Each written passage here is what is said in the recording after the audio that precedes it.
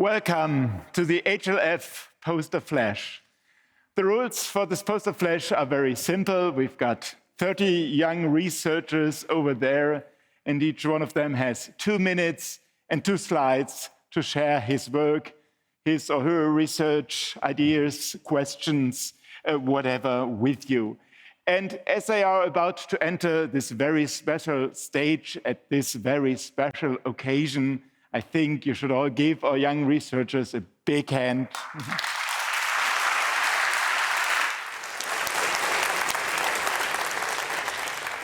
My name is Olaf Kramer, or if you prefer, Olaf Kramer. I'm a professor at Tübingen University, where I'm working in the field of rhetoric and knowledge communication.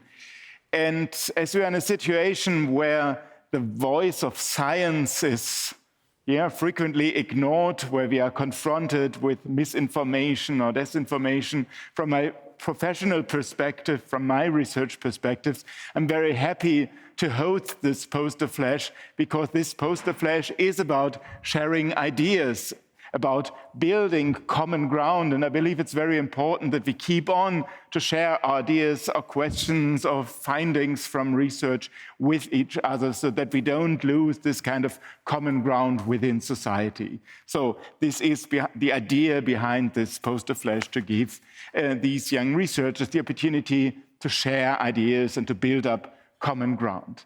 And we will start with presentations, 4 presentations that come from the field of applied mathematics. And we only had very limited time to do rehearsals and practice for this Poster Flash, just 3 hours yesterday. And it's always a hard question, who has to start? And I told the person who is about to give the first presentation yesterday, he's the lucky one, because afterwards he's got so much time to enjoy this event in a very relaxed way.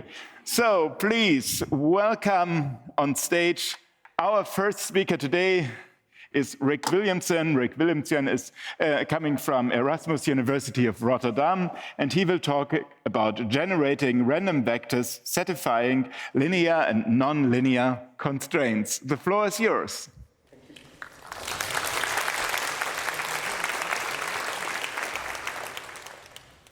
Good afternoon, everyone. Suppose that you want to generate a random number between 1 and 6 following a uniform distribution. How would you do this? A simple solution is to take a dice, roll it, and see what the outcome would be. So you can imagine that if you throw this a number of times, you end up with, for instance, the following frequency distribution. And if you keep repeating it, then in the end, what you get is a line that is almost flat, indicating that this is a uniform distribution. And so a uniform distribution means that every outcome is equally likely to occur. In this research, we consider the generation of vectors following a uniform distribution. For simplicity, we assume that every vector entry is a real number between 0 and 1, and the vector should sum up to 1. Such in 3 dimensions, we can actually visualize this in a triangle. And we see that each point corresponding to a vector can nicely be represented in this triangle. In the literature, it's common to impose bounds. For instance, global or individual bounds on each entry. What we consider is a new problem, namely generating these vectors satisfying linear and nonlinear constraints, while still having this uniformity property. In addition, we also show that an existing method in the literature actually does not have this uniformity property. And in order to prove this, we use a lot of similar pictures as shown over here. So if you want to see more of these pictures and the proof, come pass by my poster. Thank you.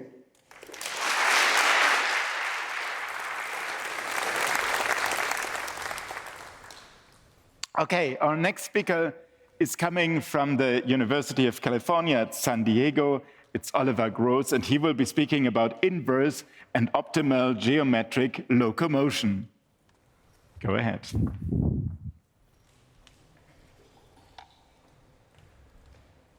So thank you, and hi everyone. It's really great to be part of this. To me, nature is really mind-boggling. Take, for example, the slithering locomotion of snakes. It has the interesting property that it is fully determined by the gait, that is the sequence of shapes that the snake takes. Its motion in world space is then inferred from an interaction of its ventral scales with the environment. Yet still, a snake easily figures out how to move itself from a point A to point B. And this leads to interesting research questions. They could be along the lines of, how does it do that? Or what does it need to do in order to avoid obstacles like these rocks? On the other hand, nature is known to be cheap.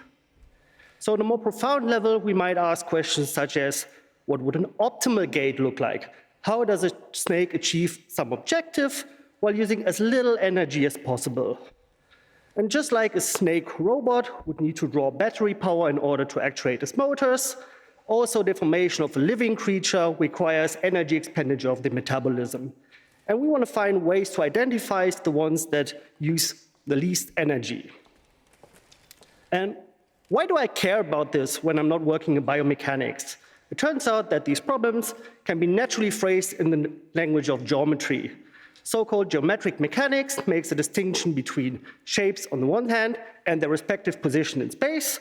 And within the framework of sub-Riemannian geometry, we can express conservation laws of Newtonian dynamics as geometric constraints on this configuration space. This allows us to turn problems of finding optimal motion trajectories into problems of finding nice curves on an abstract manifold that satisfy some rules. And next to questions how to make good theory about this, I like to think about how to build structure-preserving algorithms that allow us to try and solve these type of problems really in practice. And with that, I thank you for your time.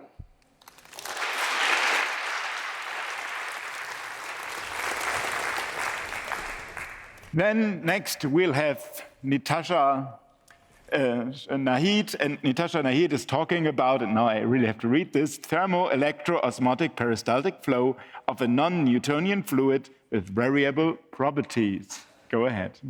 Hello, everybody. My name is Natasha Nahid, and I'm from Pakistan. Basically, the title of my research is ANN-assisted analysis of electroosmotic peristaltic transport in non-Newtonian fluid models. Here are the glimpses of my research and potential applications. Basically, my research has strong connection with microfluidic, real-world microfluidic systems. It can be applied on lab-on-chip devices, and it can also be applied on targeted drug delivery. Basically, these applications help us, motivated me to work on these type of or in the combination of peristalsis, electroosmotic, and variable fluid properties. In the next, we have geometry of the flow problem. Basically, this is the symmetric channel, and here, sinusoidal waves are traveling along the walls, and through this configuration, we can see how peristaltic motion and electroosmotic flows interact into the this channel. And in the next slide, we have graphical analysis. Basically, in order to incorporate the governing equations of the system, I have incorporated double perturbation techniques. And in this slide, we have velocity and temperature profile. We can see these graphs shows velocity and temperature profile under different parameters. And in the next, we have comparison. Basically, in addition to analytical solutions, I have applied artificial neural network techniques in order to validate and test my result. And basically, I have generated data through ndsolve command, and then it tested and validated through analysis. This table shows the comparison of ndsolve results and ANN results, and these basically shows both results agrees very well with each other. Thank you.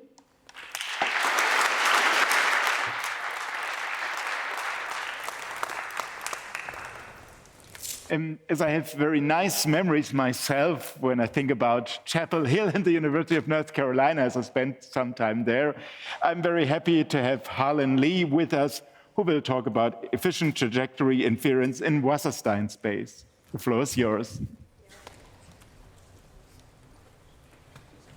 Good afternoon. Trajectory inference is a classical problem where you have snapshots of your data distribution at different time points. Just to make the problem a little bit more interesting and difficult, we're going to think of these data points as unordered, meaning I don't know if this particle in T0 corresponds to that particle in T1 or this other guy. Not only that, they might merge or split or even disappear when you're not watching. So the goal of this problem is to infer the underlying continuous dynamics and trajectories based on the observations you have. One of the most notable applications of this problem is in cell biology, where you want to understand the evolution of cells as they go through the genetic space, with the ultimate goal of reprogramming cells for therapeutic purposes. And you don't get to make longitudinal measurements of the same cell over and over, which is where the unordered assumption comes in. So what do? We focus on the data geometry and make this problem a lot simpler. So instead of thinking about the data in Euclidean space, we think about them in the Wasserstein space, which has optimal transport-based distance. So on the right, you can see that the shortest path between two distributions in this space, it preserves this shape characteristics the entire time it's going along the path, unlike the Euclidean counterpoint on the left. So if we reformulate the problem in this Wasserstein mathematical space, all the weird behaviors like splitting, merging, it becomes very natural to handle. If you want to learn about how we designed efficient algorithms for fitting splines in this Wasserstein space, please come by my poster. Thank you.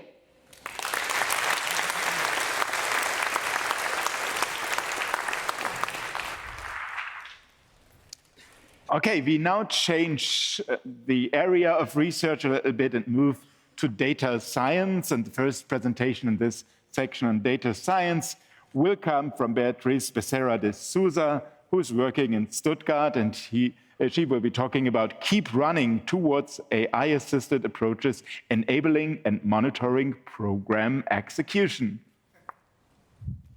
Hello, everyone. Let's keep running. The ability to execute code enables various dynamic program analysis, but as Serf pointed today in this morning, creating execution environments is not always easy. So if you consider this typical complex system here on the left, and suppose that a developer wants to reason about a code snippet from that complexity, executing it in isolation is not always easy. So in this case, for example, in the first line, all data is a missing variable, and also in the first line, has min size is a missing function. So executing that in isolation is not possible. It would crash on the first line. So in order to enable the execution of arbitrary pieces of code, we propose Lexecutor, learning-guided execution. And the key idea here is that we use a neural model to predict the missing values and inject those values into the execution so that it enables the execution of arbitrary pieces of code. Since we proposed a learning-guided execution, the research community has started applying it to a bunch of dynamic analysis. For example, detecting runtime type errors, reproducing bugs, and validating code changes. So for example, if you consider a code change that was done by a data developer or an LLM, and you want to reason whether it's semantics preserving or not, one way to do it would be to execute the old and the new version and see if the output is the same. But executing the pieces in isolation is not always easy. But if we use learning-guided execution, you can do that. To find more details about learning-guided execution, its evaluation and applications, please stop by my poster. Thanks.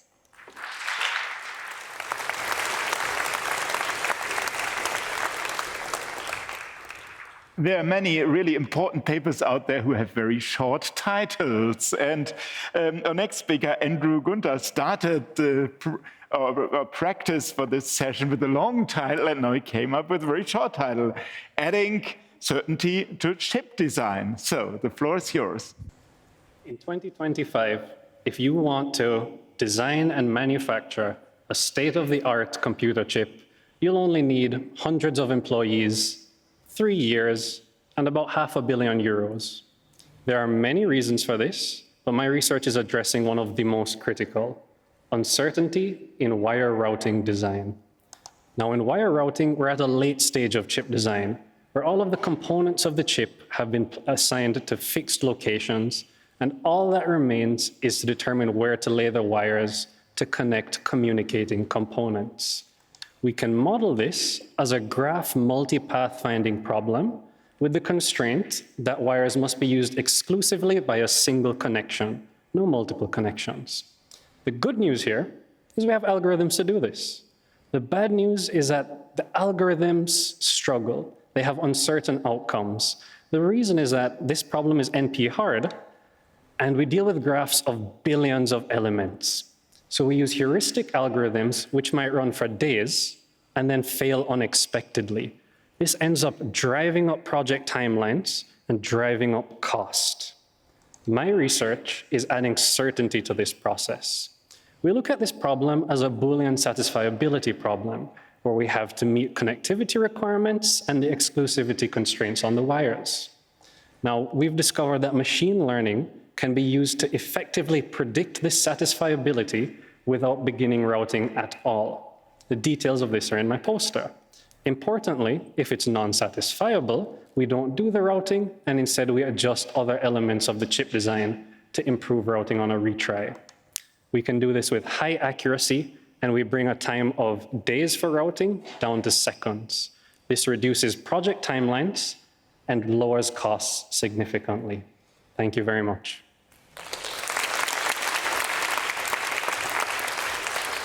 Exactly 2 minutes, great work. And now we've got someone coming from Harvard University. I'm happy to introduce Mariam El-Gamal, and she will talk about robust design of environmentally sustainable computing systems. Go ahead, please. Hello. The carbon footprint of computing systems is on the rise. In 2020, the information and communication technology sector accounted for 3.9% of global emissions. And by 2030, this number is expected to double.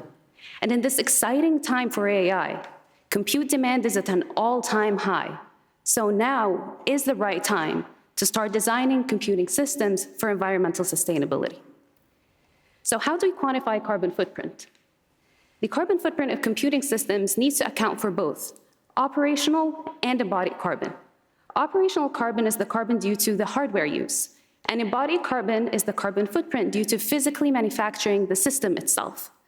And so that now the question becomes, how can we reduce the carbon footprint of computing systems, both operational and embodied, and trade that off with the conventional metrics of power, performance, area, and cost?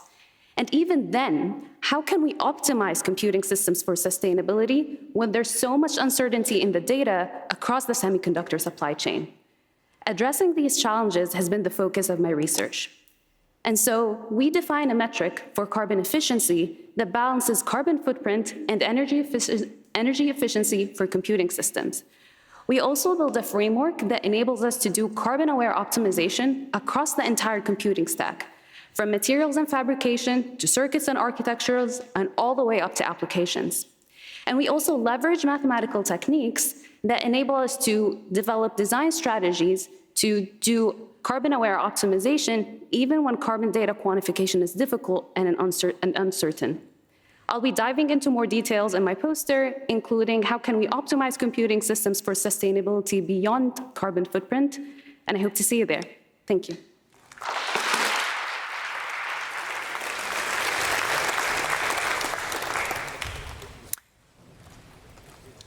And now, please welcome Faiza Duman-Keles from New York University, and she will talk about algorithms and lower bounds for data science problems. The stage is yours. Hello, everyone. My research has two main components.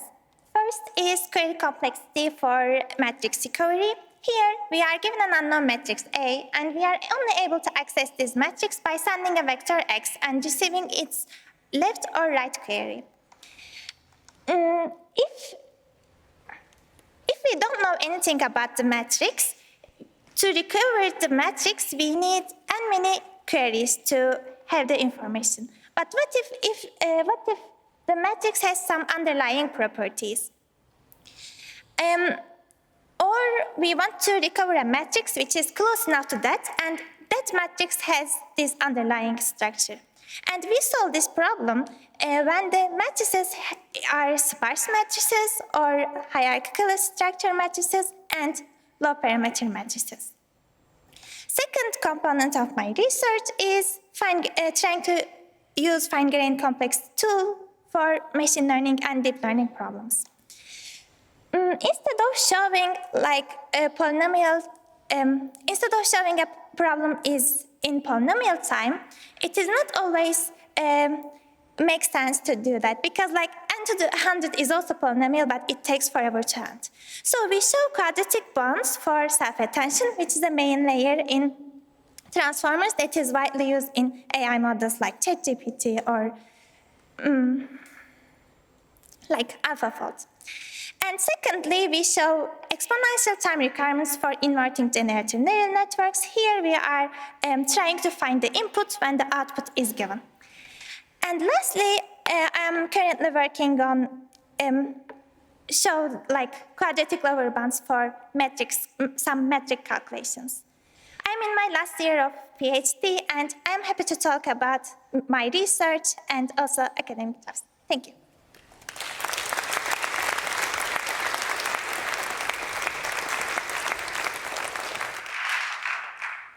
Okay, then you'll learn about weather and climate impacts on Lake Champlain by Batara Bodin Sunroad from Claremont Graduate University. In that system, the body of water can be stratified into 3 layers based on temperature and density. We can use this to model the distribution of organisms or pollution within the lake. However, this system can be disturbed by some physical states such as temperature change and wind. So, for example, if we have wind mechanically push the top layer of water into its direction, and then the bottom layer will replace it, and causing the mix of temperature in the lake, as shown in the figure. So the top one is the north-south velocity of the wind speed. And the bottom one is the temperature profile of the water at different depth. And the middle one is the under visualization of the temperature profile. So you can see how the wind impact the dynamic of the lake. And to understand this relationship, we analyze 2-year observation in Lake Champlain. And since our data is high dimensional, so we employ principal component analysis for dimensionality reduction and to obtain the most dominant pattern of the lake. And so we interpret the pattern we obtain, and we use it for simple time series analysis. And thank you.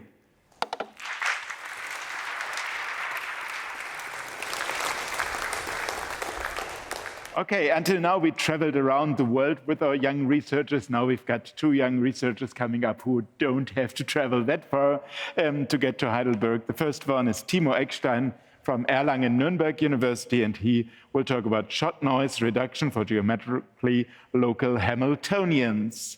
Go ahead. So I will talk about quantum logic with you. And the very beauty quantum mechanics allows to do is replace deterministic Boolean logic with probabilistic one in the real world. So that has a benefit that you now end up with n qubits with 2 to the n complex numbers. That's pretty nice and that's pretty powerful. But the downside is you only get access to n of this at a time. So it's in principle very powerful, but you need to build very efficient classical estimators to learn essentially something from your quantum computer. And this means you need to design, we call that readout circuits, where you can concentrate the final probability distribution to few important bits. And that was the focus of this work.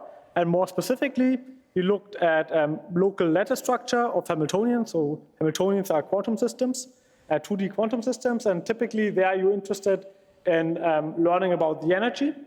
And the basic idea we had there is we take a lattice, so the lattice structure, a lattice graph, and essentially then we cut it into smaller subgraphs and then diagonalize each of those. So essentially building better measurement bases, if you are familiar with that, in compared to standard Pauli bases. And the real beauty there that we were able to show analytically that our quantum estimator, so this estimator will give you an energy value, so essentially what's the energy of the system, that there this mean square error is relatively lower bound compared to the standard method. So that's our main result. If you want to learn more, feel free to come to my poster.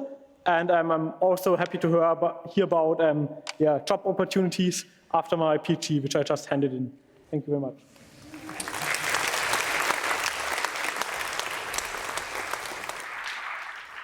Okay, and then we'll have Florian Sieler from the University of Ulm, who will talk about program analysis to improve program comprehension and reuse.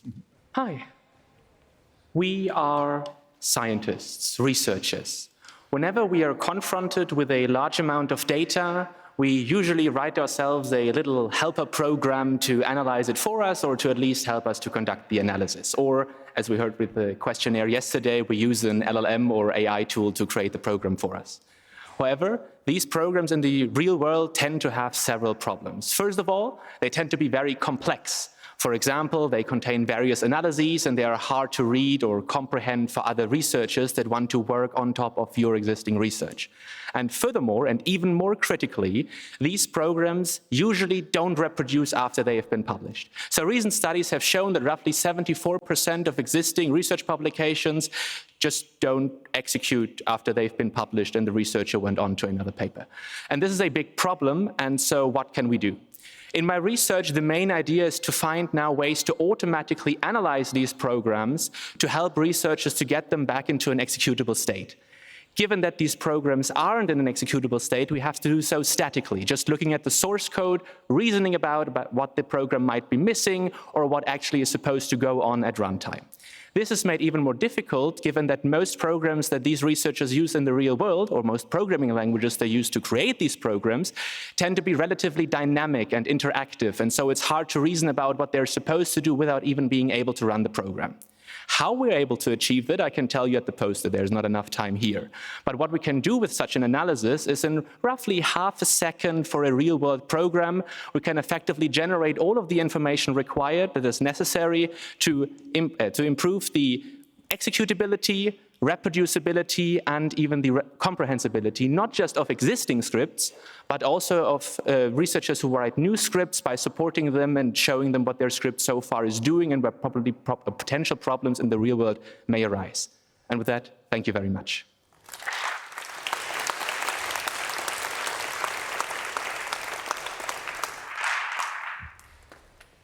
Okay, now get ready for some algebra and number theory, and this session starts with Swati from the University of South Carolina, who will talk about explicit images for Shimura correspondence. The floor is yours.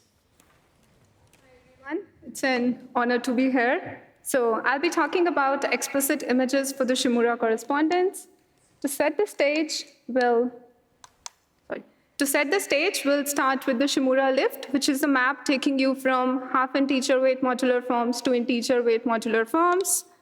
Moving on to some of the striking properties, it commutes with the Heck operator, and then works of Waldsburg-Jay and Cohen-Zagier to demonstrate that squares of coefficients of half-integer weight one forms, they are connected to the L values of the twists of the associated Shimura lifts. These L values, they encode special arithmetic information. For instance, in arithmetic geometry, you can see the applications in proof of known cases of BSD conjecture, applications to cryptography, elliptic curves. Moving on to our results. In a joint work with Matthew Boylan, we produced explicit formulas for the Shimura image with eta multiplier for forms which arises a power of eta function, and this is in a Hecke invariant space. And we also study generalizations to products with theta series eta quotients, and we deal with the Rankine-Cohen brackets. Earlier works have been studied with respect to the theta multiplier associated to the theta function. They are reflected in the works of Selberg, Cipra, Guono, and Yang. Why do we care about this multiplier? It translates the Yang's work to a much more general setting, the eta multipliers. Our proof is constructive and relatively short. And via this eta multiplier, the image lands in a space of dimension 48 times smaller than the Shimura's original framework, which actually uses the theta multiplier. So that's the construction. Please visit my poster. Thank you.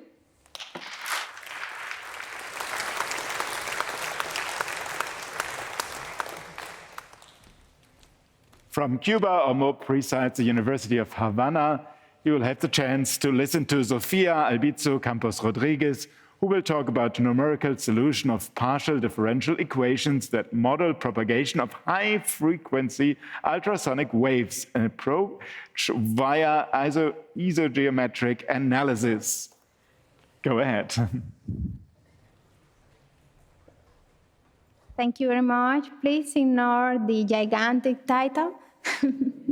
I want to share with you my last research project, which has some nice medical applications. Oh, didn't change. No problem. So let's start by the other part. Modeling ultrasonic propagation has some challenges because we can use two primary approaches, linear propagation or non-linear propagation. In case of linear propagation, we can use a wave equation, which is a classical method, and after some separation of variables, we can get the Helmholtz equation, assuming harmonic behavior of time. But there is a phenomenon, an important phenomenon is that very higher intensity ultrasonic waves consist in that particles that has a lot of pressure, acoustic pressure, travel faster. So you consider how the wave behave. So a good framework for this case is Westerberg equation. It's very general and has a nonlinearity term and also a diffusion term.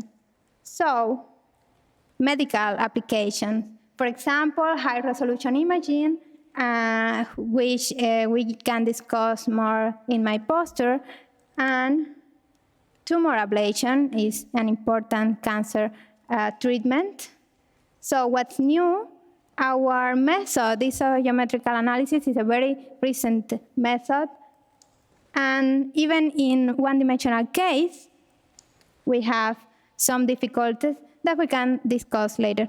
Thank you.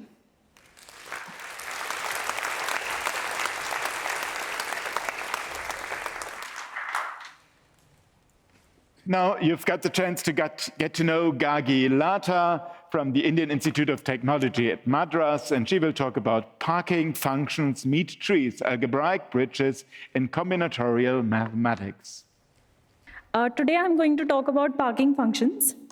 So the word parking, it must have something to do with the cars, right? So let's see, like, where do cars appear in mathematical context? Suppose there's a parking lot which has n spaces and n cars such that each driver has a preferred parking spot. Now, if a driver's preferred parking spot is empty, it goes and parks there. Otherwise, it parks in the next vacant spot. If all the cars can park, then we say that the sequence of favorite spots is a parking function. Now, let us try to understand this through an example. So I have these three cars, and the first car, the red one, goes and parks at spot number 2. Then the blue car goes and parks at spot number 1. Now the yellow car, it sees that its favorite spot is occupied, so it goes and parks in the third spot. Since all the cars can park, So I say that this sequence 212 is a parking function.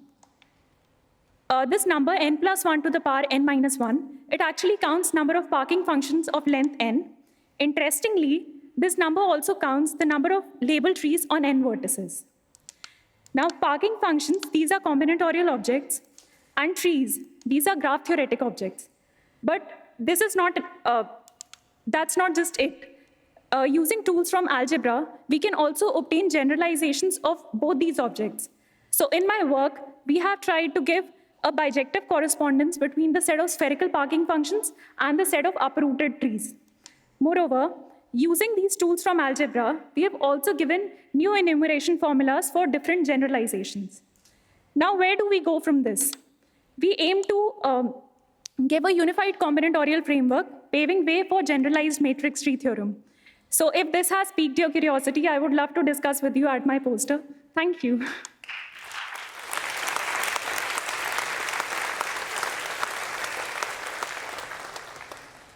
As you can see, the next presentation will be given by Dara Tucker, and she will talk about group orders in QCMA, and she's coming from McGill University. Hi, everyone. How many of you have heard about P versus NP problem? Good. This is one of the 7 Millennium Prize problem, right? Here, Here, NP stands for non-deterministic polynomial time algorithms. In quantum world, we have a natural analog of NP, which we call QMA, Quantum Merlin-Arthur Protocol. Here, instead of classical prover and verifier, both prover and verifier are quantum. So this rise so what we can ask is, do we really need quantum prover, or just quantum verifier suffices? This motivates us to define another class, which is a subclass of QMA, which is known as QCMA, Quantum Classical Merlin-Arthur Protocol. And this rises to a very interesting problem in quantum complexity theory, which is whether these two classes, QMA and QCMA, are same or not. And in this context, there is an interesting problem from group theory, which is known as group non-membership problem. This is interesting because this is known to be in QMA, but we do not know whether it is in QCMA or not. So there was a conjecture from Aronson and Kuperberg, which says that this problem is in fact in QCMA. In our work, we study a slightly more general problem, which is known as group order problem, in which we have given a group G in some specific representation. And what we are interested is we want to compute the order of this group, or the cardinality of the group. In our work, one of the main results is we show that this group order problem is in QCMA. And as a byproduct, we also obtained that group non-membership problem is in QCMA. So this settles a conjecture from Aronson and Kuperberg. And if you want to know how we settle this almost 20-year-old conjecture, please visit my poster. Thank you.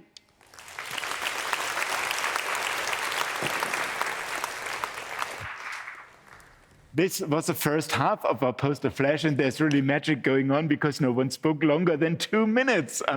Until now, let's keep it that way. And let's put up 2 minutes at the clock for Raki Pratina, who will be talking about on determining weight spectra of rank metric codes via Betty numbers, and she's working at the Université Claire Centre in France. Hello, everyone. I will present one fundamental problem in coding theory, which is about determining invariants of a linear code under isometry. And one such important invariant is weight spectra. And I will present weight spectra of rank metric codes. So what are rank metric codes? These are subspaces of a space of matrices of order m by n with entries in finite field, suppose fq, where q is a prime power. And the space is linear over an extended field, suppose fqm. Now, the rank of a code word, which is a matrix, is the usual rank. Or it's same as saying it's the dimension of the row space. Now, for a subspace of the code, when we have a collection of matrices, the rank support is given by the dimension of the sum of row spaces of all the matrices in the subcode. So the problem of determining weight spectra is about finding the sequence of integers A omega R, which gives the number of R-dimensional subspaces of the code with the rank support weight omega. So for random code, this is the hard problem, and there is no general method that works for all. For structured codes, we gave a solution of this combinatorial problem by using commutative algebra of Stanley-Reisner rings. And we obtained this by connecting metroids to rank metric codes via a projectivization, and then Stanley-Reisner ring associates to metroids, and it turns out that if we consider the minimal free resolution of the associated Stanley-Reisner rings, then its graded Betti numbers can determine the weight spectra. So there are a lot of connections involved, and for the technicalities, please come and visit my poster. Thank you.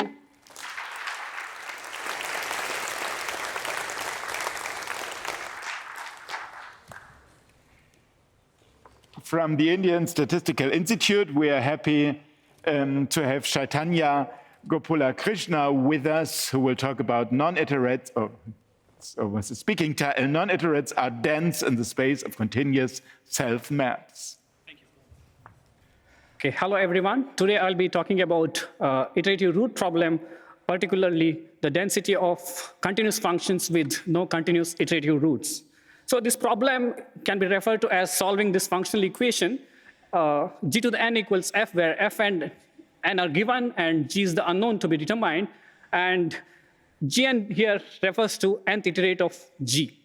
This can be thought of as a natural generalization of the nth root problem for numbers to functions, and it also happens to be weaker versions of the embedding flow problem and the invariant kernel problem, which are themselves interesting in dynamical systems. This problem goes back to Charles Babbage, who investigated this equation in 1815, considering f to be the identity function on real interval. This can be of great interest because it allows us to define fractional iteration, and it can be used to model physical process evolution, and it also has applications in neural networks. So in a recent work, what we did is we proved a simple criteria for the non-existence of iterative roots, which allowed us to prove some density results on iterative roots. So typically, if you consider a self-map on a non-empty set X with a special point, say x0, such that it is not a fixed point, and suppose the inverse image of f at second order inverse image of f at x0 is very large compared to first order inverse image at all other points, then such function f has no iterative root of any order. This can be used to prove that the set of non-iterates is continuous functions, which are set of continuous functions which do not have iterative roots of any order are dense in the space of continuous self-maps for spaces such as unit cube, Rm, and unit sphere.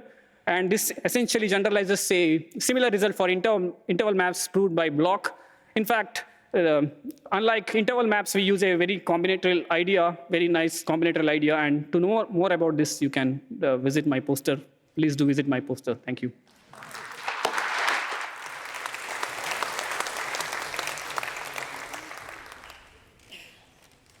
And the next in line is Ludovic Putin from University Laval, and he will talk about the doubly stochastic inverse eigenvalue program.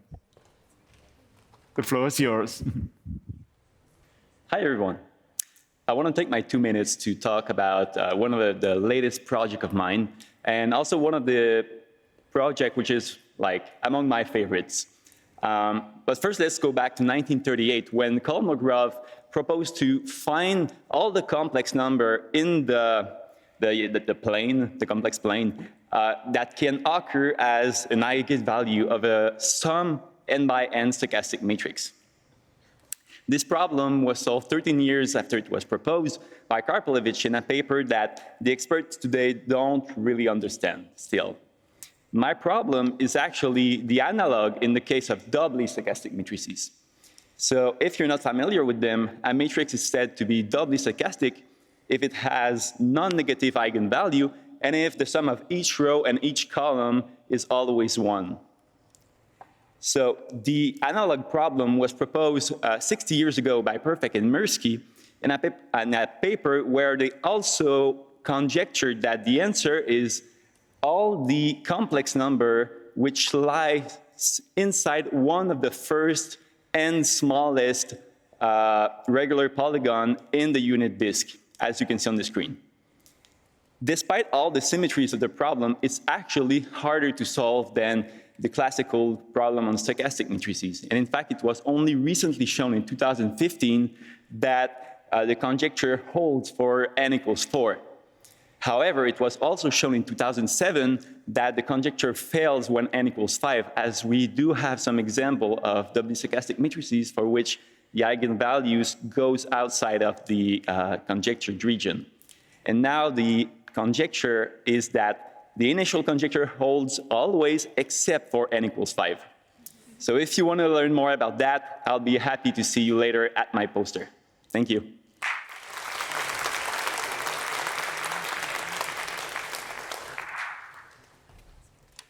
Now you can open your minds to some geometry, and the geometry session starts with Tabia Lohan from the Indian Institute of Technology, Kanpur, and the topic is reversibility of linear and affine transformations. Please, go ahead. Hello, everyone. Today I will talk about reversibility in groups. Reversibility is study of group elements that are conjugate to their inverse. Let G be a group. An element G is called reversible if it is conjugate to its inverse. And it is called strongly reversible if it is conjugate to its inverse by an involution. Equivalently, an element G is called strongly reversible if it can be written as product of two involutions. As a quick example, consider the unipotent Jordan blocks of size 2. Then this element is reversible but not strongly reversible in the special linear group SL2C.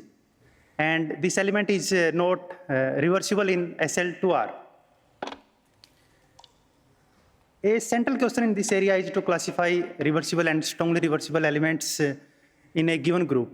And this question is widely open for many infinite groups. In our work, we investigated this question for 3 important linear groups of algebraic and geometric interests: the complex spatial linear group, the complex affine group, and the isometric group of complex Hermitian space. For more details and discussion, please visit my poster. Thank you very much.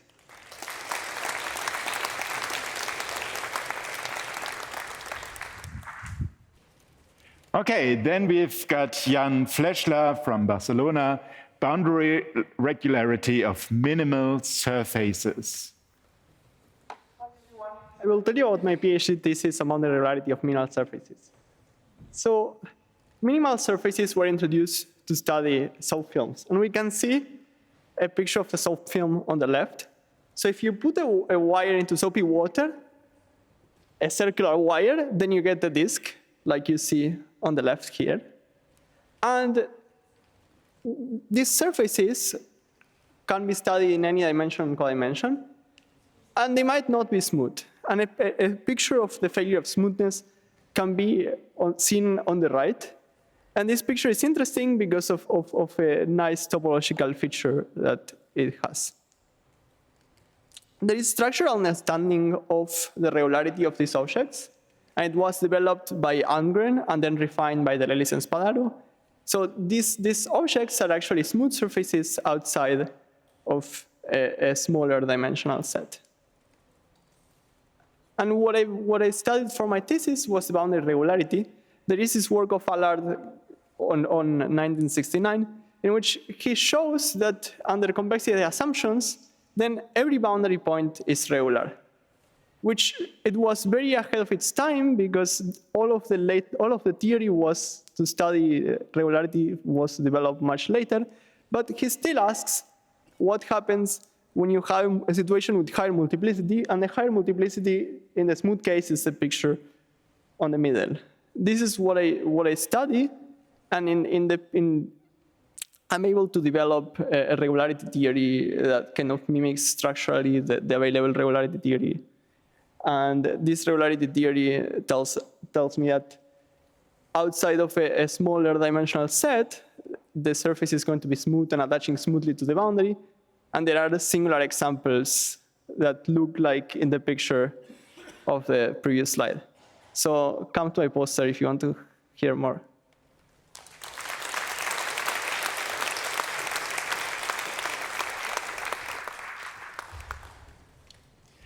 Jesse Reimann is working at the Technical University Delft, and the topic is explicit KK equivalences of quantum flag manifolds. Please, go ahead. All right, so I would like to tell you a bit about what I find to be the most beautiful theorem in all of mathematics, and that is Gelfand duality.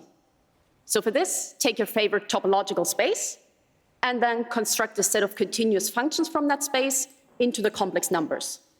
Now, if your space has a nice enough topology, you can even reconstruct it just from being given this set of functions. And if we look a bit more closely at this set of functions, we see that actually there's a lot of algebraic structure there. So this is what we call a C-star algebra. And what Gelfand duality tells us is that in fact this construction goes both ways. So every commutative C-star algebra has some underlying topological space. And here's where it gets really cool.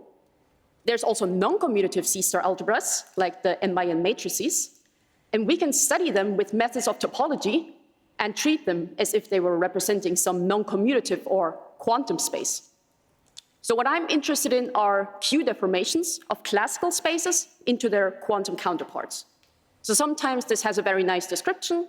Take your set of functions, introduce some factor Q that makes the generators not commute anymore.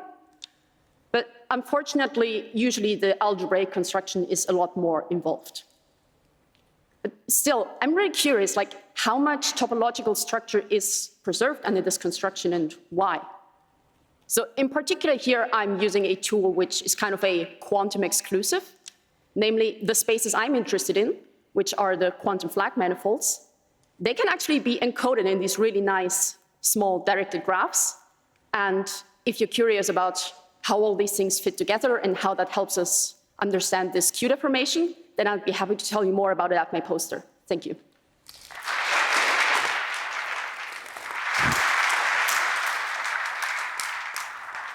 Karl Høyer from the Technical University of Denmark will be taking us to the end of graphs. Hi, I would like to speak about a new research project of mine. It's about graphs. More precisely, it's about ends of infinite directed graphs. So first of all, what are ends in the context of undirected graphs? They are a crucial concept connecting graph theory with algebra and topology. So how should you think about ends? They are something like points at infinity, also encoding ways to head there within the graph. So here's an example of a graph with three ends, omega 1, 2, and 3. Furthermore, ends tell you something about the structure of the graph itself. Okay, but what is known about directed graphs? Well, actually, not so much. There are even competing definitions of what an end should be. So the goal of the project is to develop an end theory which again connects to algebra, topology, while still telling you something meaningful about the structure of the directed graphs. So more precisely, what do I want to do? I would like to study properties of ends, like the degree of an end, which is somehow similar to the degree of a vertex. I would like to understand how ends are ordered mathematically. And then using those properties, I would like to find certain substructures within the directed graph, or maybe even further, find ways to decompose the directed graph in a nice way, maybe canonical. Regarding the algebra side, I would like to study monoids in a very similar way as you use undirected Cayley graphs with their ends to study groups. And finally, I would like to use topological tools to analyze the structure of directed graphs with their ends. If you're interested in this, would like to hear some first results, or would just like to hear some open problems, come to my poster. Thank you.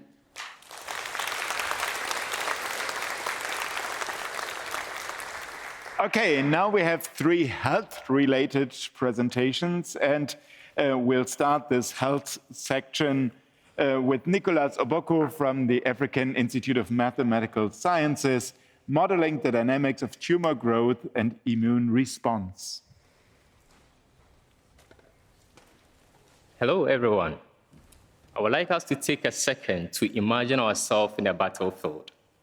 However, this battle is not fought with tanks or missiles, and it is silent and it is invisible. What will we do? This is the situation we find ourselves in our daily lives, where our immune system is constantly scanning through our entire body, looking for threats in order to eliminate them. In most cases, they succeed, and we are all happy and healthy.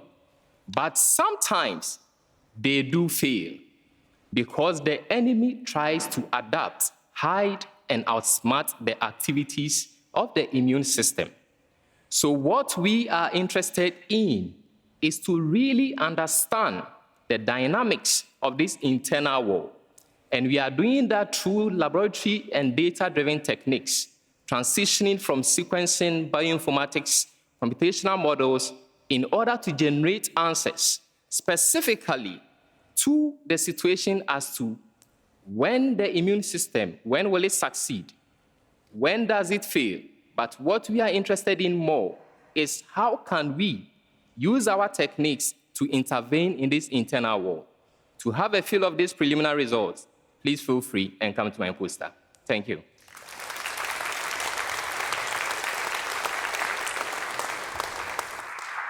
Okay, let's put another 2 minutes on the clock for Halima Yusuf. And Halima Yusuf is working at the African University of Science and Technology, and she will be talking about distributed and scalable optimization for robust proton therapy planning via a projective splitting approach. Ready to learn about that?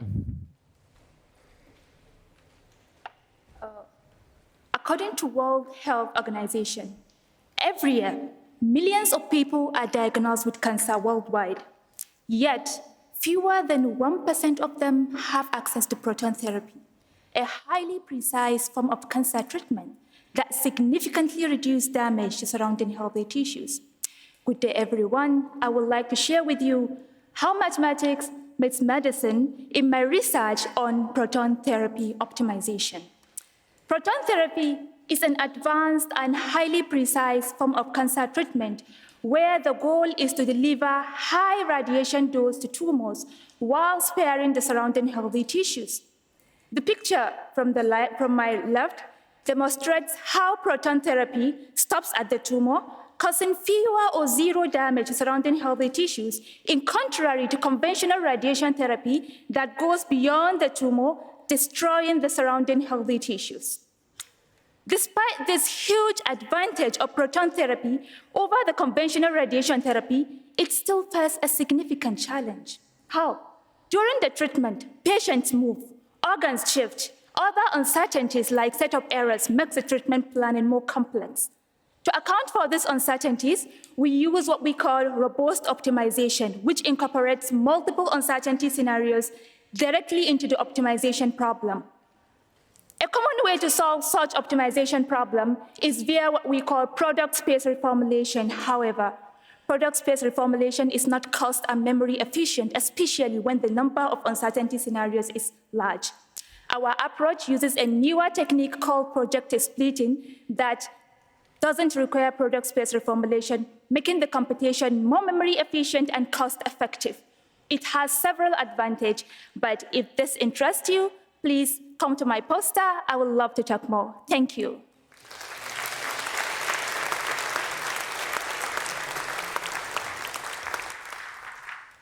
Okay, our next speaker is Doshina Mambe, and she will be talking about the development of classification model for significant bacteria among pediatrics and sickle cell anemia. And she's working at Opafima Avolo University. The stage is yours. Hello, everyone. Hello, everyone. sickle cell anemia has remained a major public health challenge in Africa, especially the sub-Saharan Africa. According to research, Nigeria alone accounts for over 30% of the world's sickle cell anemia cases, with children mostly affected, particularly to life-threatening bacterial infections. It doesn't end there. In most low-income communities, labs are very limited, tests are very expensive, and most of the hospitals are overstretched. As a result of this, most of these infections either go undetected or diagnosed too late, thereby increasing the complications and even leading to death. As a result of this gap, our aim was very simple, or is very simple, to develop a cost-effective, data-driven classification model that will be able to predict the likelihood of this infection using Nigerian data. To achieve this and to ensure that this research is going to be very feasible, we carried out a pilot study by combining various machine learning algorithms to develop a classification model. The results of this finding are, however, promising and relevant. The model was able to perform very well with the features that were identified and selected. Most of these features were also consistent with the algorithms that we used, and the model was able to align with the clinical standard, making it very cost-effective and scalable. For more information and more discussion about this research work, please feel free to come by my poster. Thank you.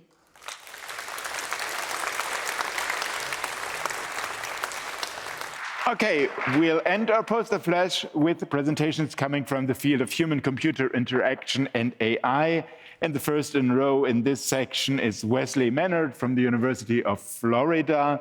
And Wesley is talking about navigating motivation, privacy, and competition in real-time shared heart rate during collaborative exercise. Imagine you've been invited to exercise with a friend. And then about halfway through the exercise, you realize that they've left you behind and you are panting and you're tired and they've left. Now, what if we can change that with a co-located model where they know exactly how you're feeling? What if they know your heart rate and you know their heart rate in real time?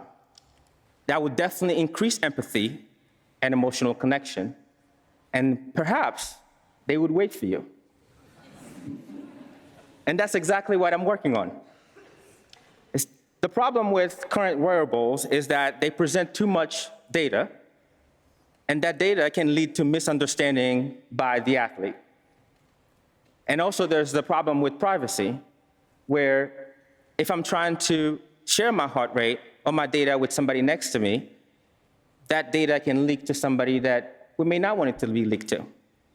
And also one size fits all. That's what we get with our smartphones and our wearables nowadays. However, what if we can show that heart rate as personalized as the person wearing that watch? What if it's dynamic and contextual to the environment in which that athlete is working? What if there's a way to have co-located exercise interface in all wearables? What if that personalized data makes sense of itself to the person that's wearing that watch? If you'd like to know how I'm doing all this, please stop by my poster for real-time feedback on athlete data. Thank you.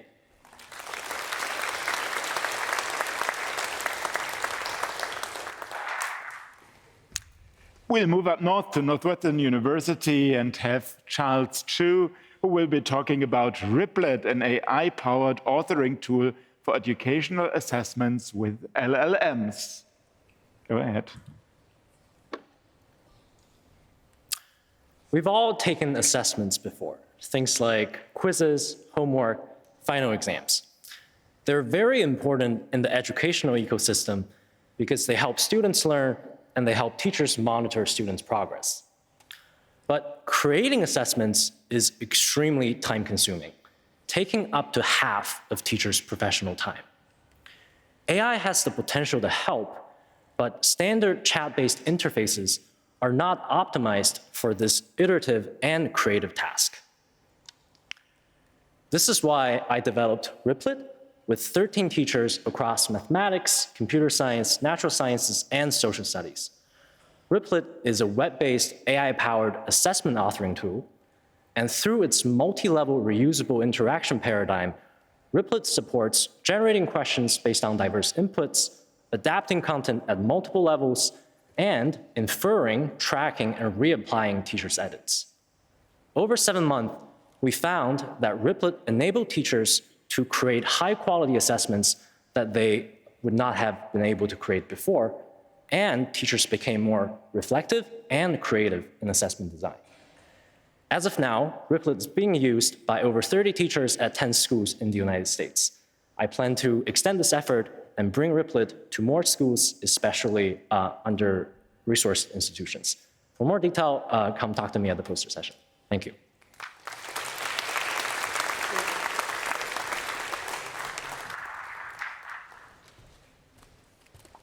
Now we've got an acronym, TESSERA, which stands for Temporal Embedding of Surface Spectra for Earth Representation and Analysis. And Frank Fang from Cambridge University will talk about that. The floor is yours, Frank. Hello, everyone. So I'm going to talk about my PhD topic, which is basically about developing accessible and cutting-edge AI algorithms to analyze the satellite images for the Earth. And one of my major focuses is to lower the technical barrier so that even a high school student can leverage AI for climate change, food security, and for the health of the Earth. So I guess before answering, how do we lower the barrier? So what is the biggest barrier out there? So I just find that if you just take a look at the upper left picture, so we have a variety of satellites out there, and we have petabytes of satellite images generated every day. So it's super time-consuming and also labor-intensive to pull down this data and also analyze them. So how about right now we just skip all this hassle and we introduce a ready-to-use AI-generated embeddings for every pixel on Earth. So right now, you don't need to spend weeks collecting data and processing them. You just spend 1 hour putting down our embedding, and off you go.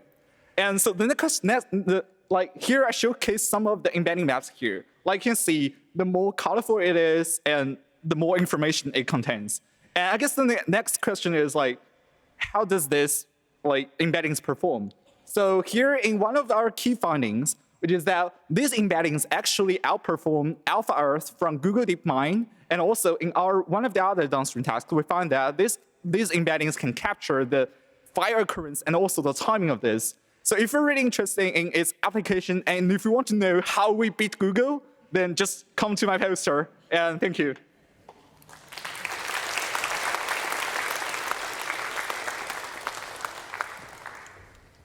Now you've got the opportunity to learn about the work of Corinna Frankia from Carnegie Mellon, and the topic is learning in structured Stackelberg games. Please, go ahead. Hello, it's an honor to be here. Today I want to talk about game theory and learning theory and how the two connect in my research. So specifically, Stackelberg games capture the interaction between two players, a leader and a follower. The leader will always go first, and she will commit to a possibly random strategy in the simplex over their set of actions. The follower will then observe this strategy and respond to it by choosing an action in their action set. Stackelberg games, especially in the past 2 decades, have had tremendous real-world impact, especially in physical security domains.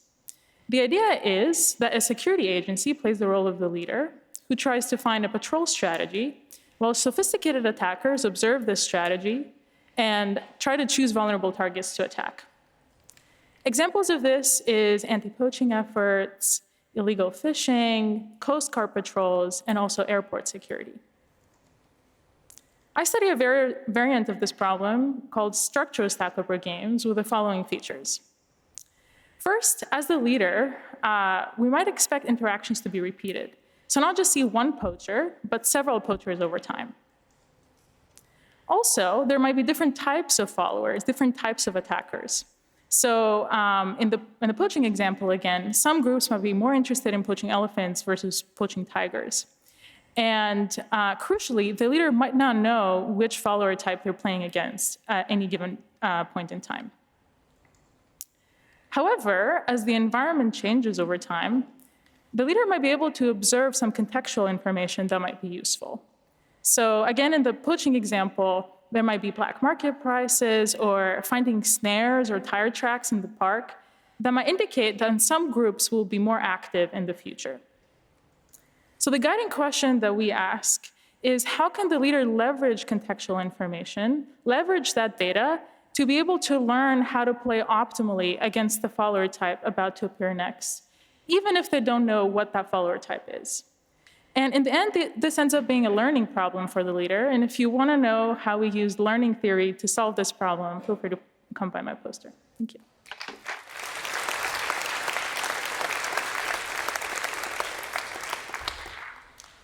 I've got one last thing, or rather one last presentation from Yisin Wu. She's working at the Helmholtz Center for Information Security, and she will be talking about synthetic artifact auditing, tracing LLMs generated synthetic data usage in downstream applications. So for last time, the floor is yours.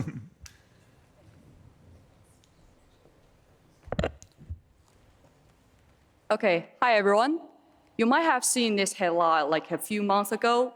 OpenAI says DeepSeek might have improperly used its data. If it's true, it raises a serious red flag of unauthorized use, especially OpenAI clearly state that you cannot just use their synthetic output to train their competitive model. But is it really a violation? Well, it's not easy to prove it because normally there is no transparency of the training data. So about a week later, OpenAI softened its tone, saying that DeepSeek was likely to train on other LLMs' outputs. And that's why we believe that there is a growing need for an auditing tools to help us tracing the synthetic data usage and also help us gather evidence to know when the synthetic data was involved in the developing process. And so we propose a framework called synthetic artifact auditing.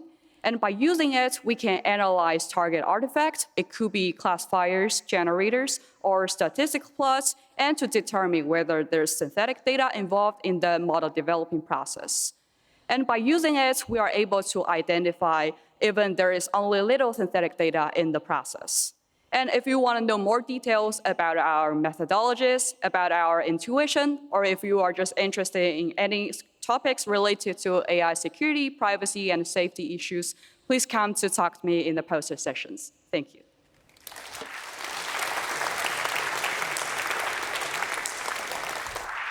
So, didn't they all do a great job? A big hand to our young researchers.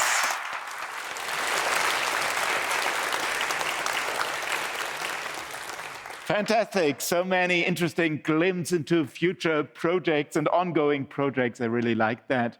So that's it on my side. Thank you very much for having enough attention for 30 different presentations in such a short time. Have a good day, and thank you very much.